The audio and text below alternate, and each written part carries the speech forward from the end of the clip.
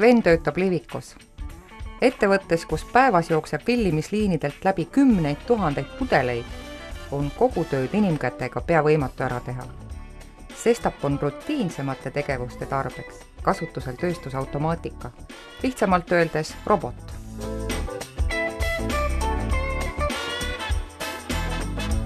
Mina olen automaatik, tootmisliinide seadistaja. Seda ametit ma pean juba üle aasta. Ja, mulle meeldib ta igatahes ja ka mõnus amet. Automaatika on selline nagu tööstusharu, et kus robotid asendavad inimesi, kuid nad ei asenda kõiki inimesi. Alati on vaja, et keegi jääb neid kontrollima, jälgima. Automaatika saab üles panna praktiliselt igale poole.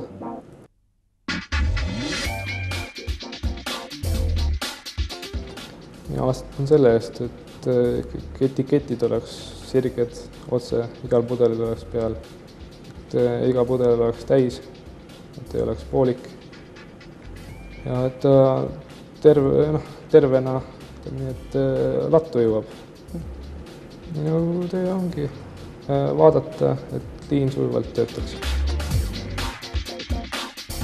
Automaatika on abivahend, mis lihtsustab inimese tööd, kergendab tööd, tõstab inimese tööviljakust, tagab tehtava töö stabiilse kvaliteedi ja on selline asi, mis pidevalt areneb päevast päeva, nii et mis oli eile automaatika, või täna on automaatika, võib olla juba muuseumi eksponaat.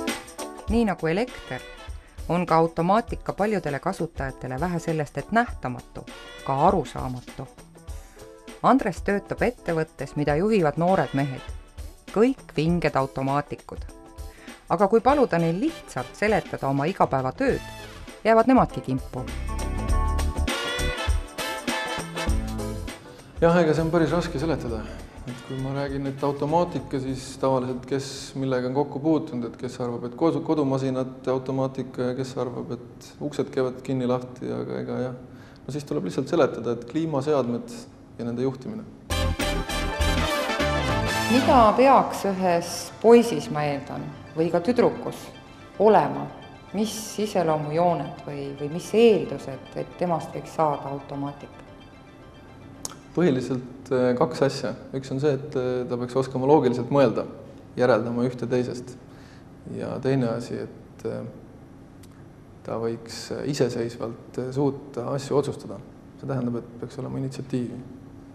Kui seda on, siis saab kõikide probleemidega hakkama.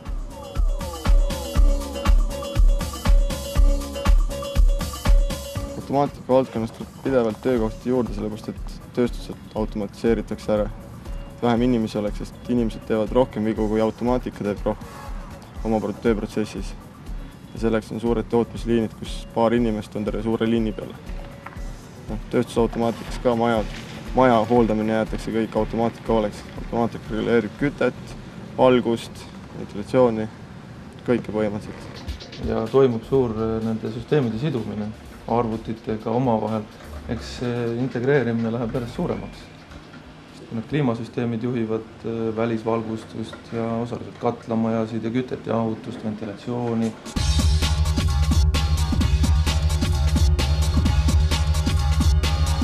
Alati on vaja kedagi vähemalt sinna. Mingit inimest on vaja, kes hoolitseb nende masinate eest ja vaataks nende järgi.